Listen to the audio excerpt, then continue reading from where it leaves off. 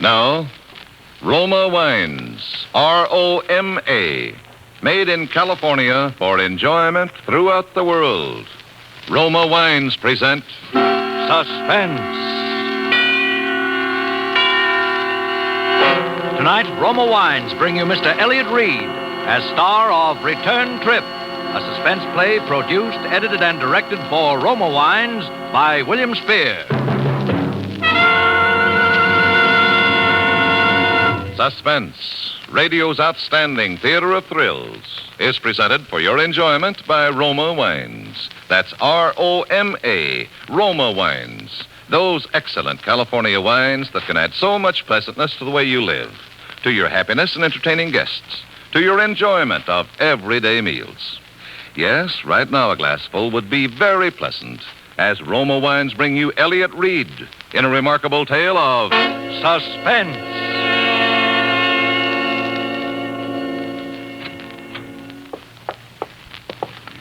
Nurse? Yes. There's someone to see you. Yeah?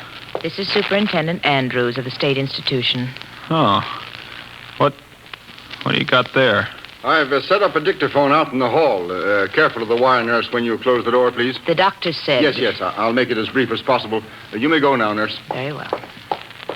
Do you mind if I hook up this microphone at the head of the bed? Suit yourself, fella. Well, it was a choice between a dictaphone and a stenographer, and I figured that in your condition... I don't feel too bad. Well, go on. Ask your questions. Now, I understand you were driving the bus. Tell me what happened. You mean I can tell it in my own way? That's right. Great. I had an uncle once, you know, that was a writer. He wouldn't have gone near this kind of a story, though, with a 10-foot pen. No, he went in for happy endings.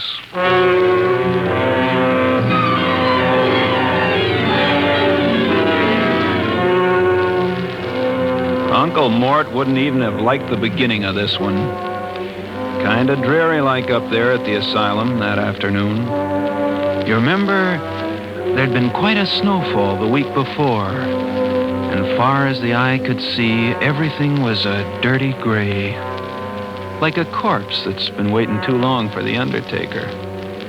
Well, around 4 o'clock, it got so dark, the lights had to be turned on in the asylum. And then the wind started moaning like a lonely banshee. Fine day for a murder, as the fella said. Well, there were 3 passengers sitting in the bus when I went outside for the return trip. 2 men and a woman. Maybe I ought to call her a girl, because she wasn't really much more than that. Anyway, these 3 passengers all had return tickets, and I went down the aisle collecting them. Tickets, please. Can I have your tickets, please? Driver, how soon do we start? Right away, miss. But we're 2 minutes late already, driver. Oh, these little jerkwater bus lines never keep to their schedules. Now we'll never get out of these mountains before that blizzard lets loose. Can I have your ticket, please, mister? You really think there'll be a storm? Why, sure, it can't fail. And, lady, when they have snow up in these godforsaken mountains... Well, this morning on the bus coming up, a man was telling me... Well, here we go, folks.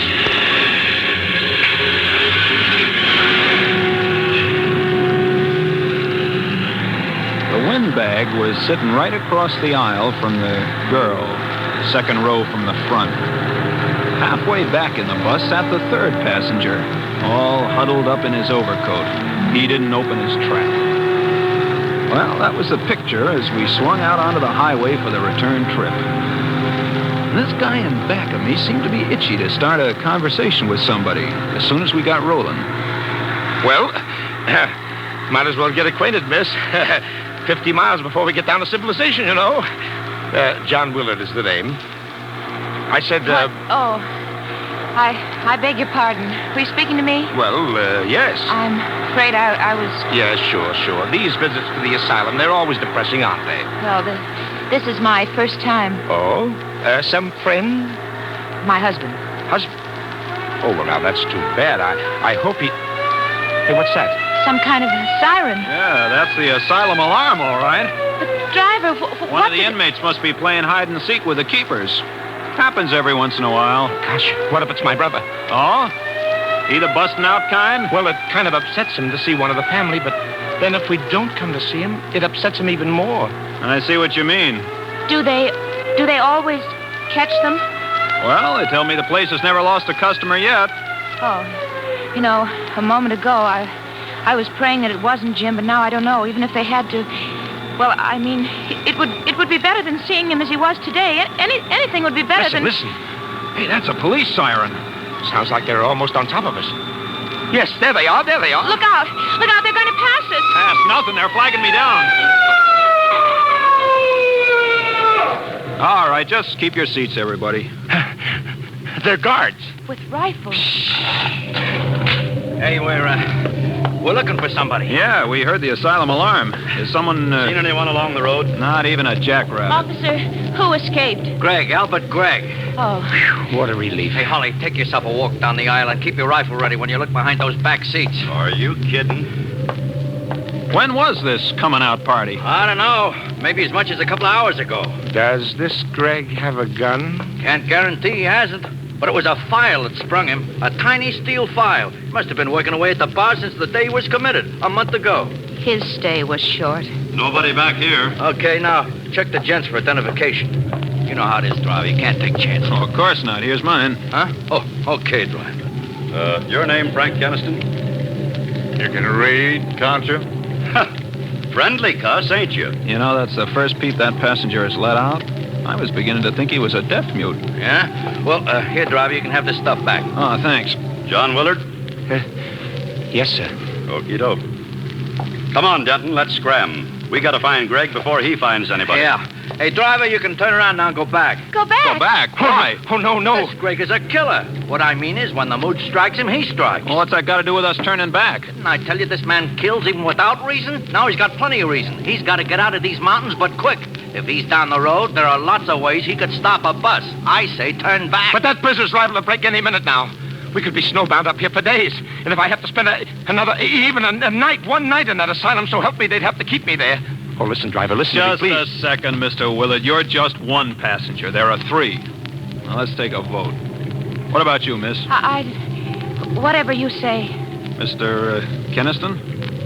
I say keep going. That settles it. Hurry up, Denton. Wait a minute.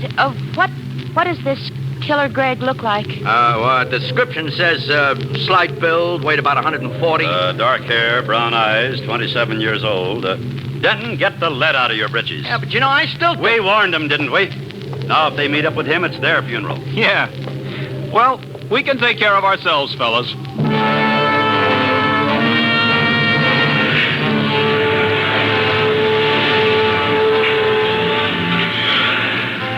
Well, after the guards left, I really set that bus to rolling. Out of the mirror up above the driver's seat, I could see that the girl was plenty scared. But she had nerve, I'll say that for her. When we slid around some of those snowbank curves, her lips would be drawn so tight the lipstick had a white border. But she didn't say boo. Willard, the windbag across the aisle from her, gave up trying to draw her into a conversation. And as for the third passenger, that English guy, Keniston, sitting halfway towards the back there, he kept acting like a clam afraid of losing its oyster.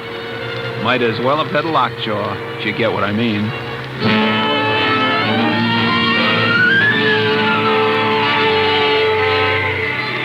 Well, we hadn't gone more than another mile or two before the wind started to rise, and kept it up until you'd have thought all the devils in hell were trying to break loose. It got black as the inside of a tomb until the snow started to fall. But with that wind whipping it around, it didn't exactly fall. Mister, that's what I call a blizzard. This is getting on my nerves. What have we got here anyway? A collection of zombies? Somebody say something. I was just going to say... You were going to say that the weather is rotten. Yeah, and she can say that again. But that isn't what I was going to say. No? What then, lady? It occurred to me why the guards asked for identification. Huh? The description of Killer Greg. Slight build, 140 pounds, dark hair, brown eyes, 27 years old. So what? It's a remarkable thing. That description would fit you, Mr. Willard. Huh? Oh? And Mr. Keniston, too. What's that? Me? That's a peculiar thing, isn't it, driver? Yeah. Come to think of it, both of them could fit that description. And I've also heard that he's got a very soft face. almost like a woman. What do you think, Mr. Keniston? I don't happen to feel like talking. Yeah? Well, personally, I think the more I think of what she said, the more remarkable it becomes. Yeah, she's got something there. Only remarkable isn't the word. What do you mean, Mr. Willard? This man, Greg, may be insane, but he's not dumb. Now put yourself in his place. He knows he hasn't got a ghost of a chance making a getaway in the asylum clothing, see? So he borrows the wardrobe and identification of some stranger. Do you follow me? We're way ahead of you, Willard. It wouldn't be difficult for a killer. I should say not. But that still isn't the end of his problem, see? He's fighting against time. Yes. He's got to get out of these godforsaken mountains down to civilization before they can throw a noose around the whole area. And he knows if he's brought back alive, he'll be wearing a straitjacket until he's old as Methuselah. You've got quite an imagination, Willard. Yeah? Well, thanks. Now, the odds that Greg will be able to get himself transportation are mighty slim, except for this bus line. So let's suppose... You've got a great imagination, all right. You got it all figured out. A bit too fat, if you ask me. Remember, please, sir, you're the one who was so dead set against turning back. Really, Keniston? Well, I'll leave it to the lady here and the driver. Do I act like a lunatic? Huh? Well? Search me. There were times, long periods of time, when Jim didn't either. My husband, I mean. That was the terrible part of it. He'd be just like the old days, and we'd be so happy together, and then all of a sudden, just without warning, he... Oh, I heard of lots of cases like that. Well, they tell me that sometimes it takes half a dozen of those special doctors, those... Psychiatrists? Yeah, psychiatrists. Yeah, well, sometimes they got to put a person under a microscope and study him for a long time before they can be sure, one way or the other. And many's the time they make mistakes.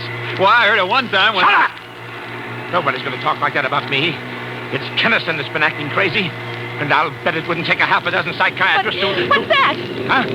An avalanche! An avalanche! No! Well, it's coming down!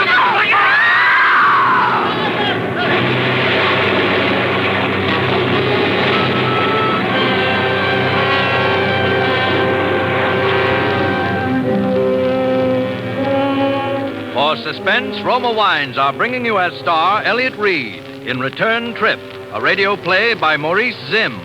Roma Wines' presentation tonight in radio's outstanding theater of thrills, Suspense.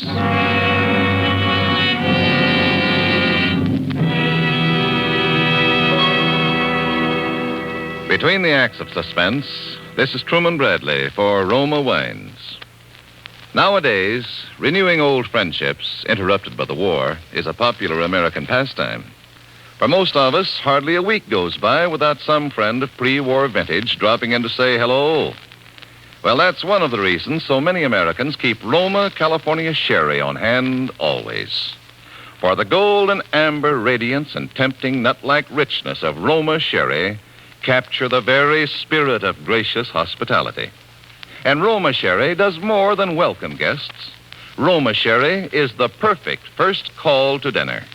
The happy, mellow, moderate wine that suits your every entertaining need.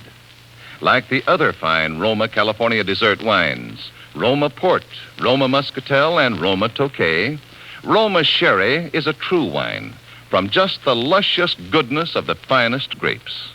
Patiently guided to taste perfection by Roma winemaking skill and resources, unmatched in America. That's why Roma is America's favorite wine. Why more Americans enjoy Roma than any other wine. So insist on Roma, R-O-M-A, Roma wines, and enjoy unvarying goodness at reasonable cost, always. And now, Roma Wines bring back to our Hollywood soundstage Elliot Reed, starring with Wally Mayer as Mr. Willard, Kathy Lewis as the girl, and Raymond Lawrence as Mr. Keniston in Return Trip, a tale well calculated to keep you in suspense. Well, Superintendent, what do you think of the yarn so far? Let's hear the rest of it. Okay. If you'll help me get a swig of that water. Sure. The way they got me rigged up here. Oh, thanks.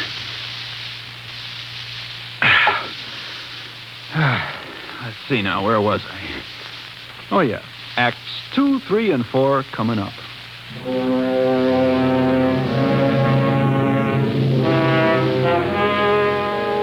Well, after the avalanche struck, I just sat there gripping the steering wheel, sort of stunned. There wasn't a sound except for the wind, and that was muffled by the snow barrier that packed us in. Even on the far side, the bus was buried up to the middle of the windows. Well, all this was only a matter of seconds, I suppose. And then suddenly the quiet was broken by the most gosh-awful racket. It was as if somebody had up and given the signal for my passengers to go completely nuts. Get me out of here! Get me out of here! Look out! Willard's got an axe! The axe! Take it away from him! Let go of it, Willard. Let go of that axe. No! That did it. He's the one. He's the one. Lucky I saw him grab that fire axe. It's what the district attorney likes to call a lethal weapon. And then some. Step back. He's coming too. Tie him up. You'll find a rope in the dashboard compartment. Get it for me. Driver, I'll report you for this. You will, huh? I was going to smash your window so we could get out of here. Oh, yeah? Sure. What did you think I... Oh, so that's it, huh? Here's the rope, driver. Now, look here. Wait a minute. You can't do this. You can't tie me up, you fools. I'm not Killer Greg. Maybe he isn't. Maybe. But like that guard said, we can't take chances. If you're innocent, mister, you can prove it to the authorities. If we ever live that long, have you forgotten we're trapped here by an avalanche and a blizzard that could go on and on and on? Just the same... This is ridiculous. Hey, Missy, you feeling all right? No, I'm not crazy, driver. But I guess I was a little. Actually, there's no proof that Killer Greg is on this bus. Well, if you put it that way... It's all my fault, and I'm sorry. My only excuse is that I was just so upset by seeing Jim, my husband. Well, I still say No. that... Now we've got to start acting like rational human beings. Let poor Mr. Willard up from the floor. Thanks, lady. Well, all right. But I'm warning you, Willard, no funny stuff. Oh, snap out of it, driver, will you? We've got to get out of this mess. Hand me that axe. Do I look that dumb? Oh, all right. Then use it yourself. Smash your window so we can crawl out. Willard, even you don't look that dumb. What makes you think the windows won't open? Huh? Then open one. What for? To let in the blizzard? But we've got to get out of here, driver. Not me. It would take a bear to make even a city block in that windswept hell. We can't stay here. Why not? We're not freezing. Yet. The driver's right. Our best chance is to sit pat until the storm lets up. Yeah, but what if it doesn't, huh? What if it lasts longer than we do? What then, huh? What then? Shut up! Blowing your top won't do any good, Willard. Nobody's ever confused me with Pollyanna. But things could be worse. This is as good an igloo as any, and if and when the weather clears, well, we can send out a party for help. Or maybe a road clearing crew will come to our rescue. Yes, I suppose that's the sane thing to do. Wait here. How about you, Willard? You also decided to do the sane thing? I don't like that crack. You one more like it. Look, we're not starting that again. Now, it's going to be a long night, and we might just as well make ourselves comfortable and try to get some sleep. Sleep. Cut it out. Now, miss, you take the back seat. It's the only one that runs the full width of the bus. You can use your lap robe for a quilt. All right, driver. I want to apologize again to everyone for the way I behaved. Casting suspicion. Forget it. You need any help? No, thanks. I just don't know what came over me starting that idiotic talk. Please believe that I did... Why... What's the matter? Why are you staring at the floor? Well, say something. Look. File. A tiny steel file. The one that Greg... After the avalanche hit, there was a mad scramble. One of you lost it then. One of you is Greg. Killer Greg! Let me out of here! Oh, let me out of here! Please, let me out of here! Oh, I've got to get out of here! Well, we just let her wear herself out, kicking and banging on the door. Nobody said a word. Willard and Keniston just stared at me and at each other.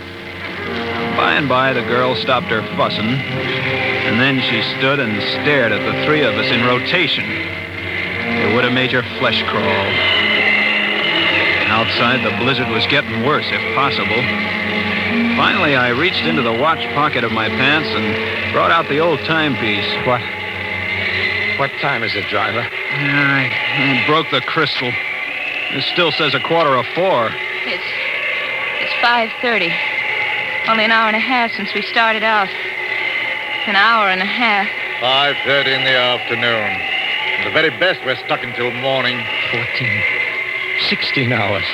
Might as well be forever. Look, miss, we just got to make the best of it. I still think you ought to go back to the rear seat. And sleep? If you can. Willard, the driver, and myself will be keeping a rather close eye on each other. In the light of recent developments, you'll be all right. Here, driver, give me that axe. Huh? Let her have it for her protection. Sure, let her have it. Yes, give it to me. Okay. You holding on to the file, too? Of course she is. The file could also be a lethal weapon. Well, she took the axe and the file back to the rear seat with her, and we all sat down to wait. Those were the longest seconds of the longest minutes of the longest hours that ever... Well, somehow it got to be 9 o'clock, 10, 11. Finally, it was midnight.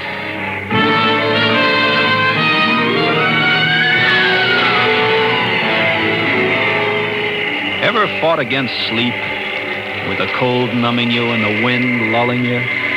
Sometimes even the fear of sudden death can't win against those odds. Time and again, the girl's eyes would close just for a second, and then they stayed closed longer, and her head nodded and her body slumped over against the corner of the seat. I got up and started down the aisle. Where are you going? Shh, Kennist. Can't you see she's asleep? Where are you going? Her lap robe slipped to the floor. I was going to pick it up and cover her so she wouldn't freeze. Any objections? I'll do it. Oh, no, you won't. Go ahead, driver. You see, Kenniston? Willard thinks I should do it. That makes it 2-1.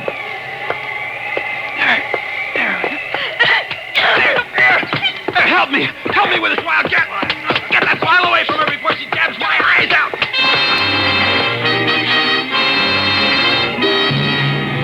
She was like a devil on a pinwheel. And I was lucky to tear loose before she did any more than nick me about the face. Afterwards, when Willard told her what I was up to, she apologized. But I didn't go near her again all the rest of that night. Well, about 5 o'clock, the blizzard stopped. And at 7, the sun managed to break through. Then we held a council of war. We can't send out for help. Why not? Don't you see, Mr. Willard? If we split up the men, whichever of you is Greg would have too good an opportunity. Whether he goes or stays. You could go alone. I'd never make it. We could all go together. How about that, driver? Well, no, I'd rather stick with a bus, Kenniston. But before we decide anything, let's get out and look around. We got a window open on the far side of the bus and crawled through, the girl first. She was still clutching the axe and the file. Here! Come here and look! What? Another few yards and we'd have escaped the avalanche entirely. We can shovel our way out. I'm sure we can. There were 2 shovels in the tool compartment at the tail guard of the bus. That only let 2 men shovel at a time, with the 3rd man getting a breather meanwhile. It took a lot of shoveling. What's the matter, driver? Hurt your hand? Oh, nothing much. Ooh, this feels good to take off those stiff leather gloves. Nasty blisters you got on that right hand. On the thumb and fingers. Kennison, are you shoveling or talking? We'll never get out of here at this rate. It's your turn anyway. I'm tired. Not as tired as Willard looks. I'll relieve him. No, that's all right. I can keep going yet for a while. Okay, then. Kenniston? Yeah. Let me take a turn. I know I won't be much help, but I can at least try. No. You're mountain guard. Though I'm sure you could do as well as Kenniston. Kenniston. Where's Kenniston? Why, he's right. Stop him! Kenniston was making a mad dash through the snow. Willard dropped his shovel and tore after him. I yelled for Willard to let him go, but I don't think he even heard me. For a while, it looked like Kenniston was going to make it. But then he floundered and fell in a snowdrift, and before he could get underway again, Willard nailed him. Oh, no, you don't.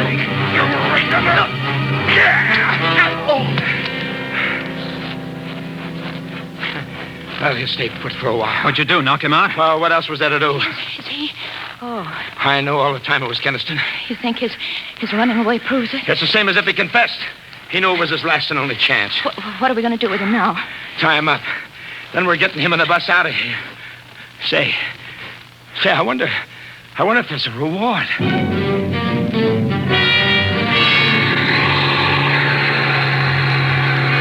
no time at all, we had the bus clear and headed for civilization. Those snow-covered mountain roads weren't exactly my idea of a speedway, but I gave my motor the gun. Willard and the girl didn't take their eyes off Keniston. I kept watching him, too, out of the mirror over the driver's seat. He looks like he's coming, too. Don't worry, driver. Those knots I made in the rope won't give. Besides, I'm keeping the axe handy just in case. He's opening his eyes. Watch him now. Watch him. Yes, watch me. And listen to me, too. Shut up, Keniston. Or I'll stop this bus and put you out for good. Not before I've had my say. Willard and you, too, lady. Why do you think I tried to make a break for it? Because you You're Killer Greg. You fools! You blind, stupid fools! Was it my watch that had its crystal smashed at 4:45 yesterday afternoon? So it was mine. So what? At 4:45 yesterday afternoon, Killer Greg waylaid the real driver of this bus and took his place. What? That's how the crystal came to be broken. Shut up, Keniston. You can't talk your way out of this.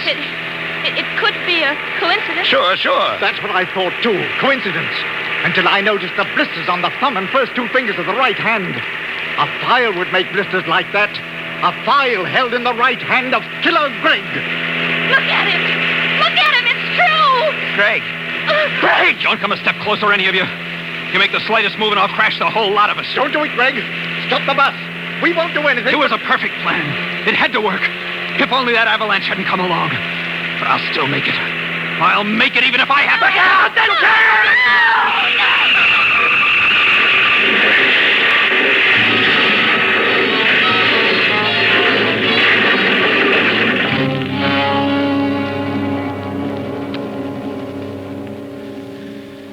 It rolled over and over and over and over. The bus and the glass all smashed. Everybody was all mangled and...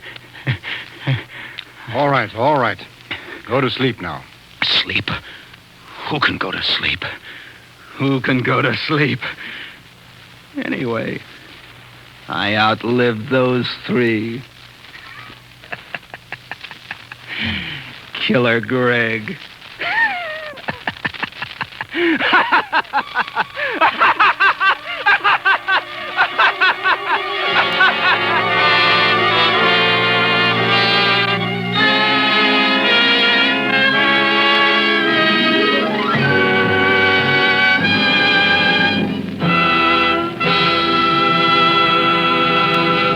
Suspense. Presented by Roma Wines. R-O-M-A. Made in California for enjoyment throughout the world. This is Truman Bradley for Roma Wines. These days of hard-to-get meat and butter offer a real challenge to the American housewife who takes pride in her meals. That's why so many smart women serve Roma California Burgundy with dinner. They know that even the simplest meals taste better, becomes more enjoyable when served with a fine, robust Roma Burgundy. Discover for yourself the satisfying taste harmony of Roma Burgundy with food. The next time you serve a savory pot roast, oven-browned meatloaf, or a piping hot dish of spaghetti heaped with a spicy sauce, bring out all its flavorful goodness with a bottle of red Roma Burgundy. Or, if you prefer a lighter wine, let Roma California Claret or famous Roma Zinfandel add magic taste and friendliness to your next meal. Remember, Roma, America's favorite wine, costs no more than ordinary wines. So insist on Roma, R-O-M-A, America's first choice in wine. Elliot Reed appeared through the courtesy of Paramount Pictures, producers of To Each His Own. Next Thursday, same time, Roma Wines will bring you Mr. Leon Ames as star of Suspense, radio's outstanding theater of thrills. Produced by William Spear for the Roma Wine Company of Fresno, California. This is CBS, the Columbia Broadcasting System.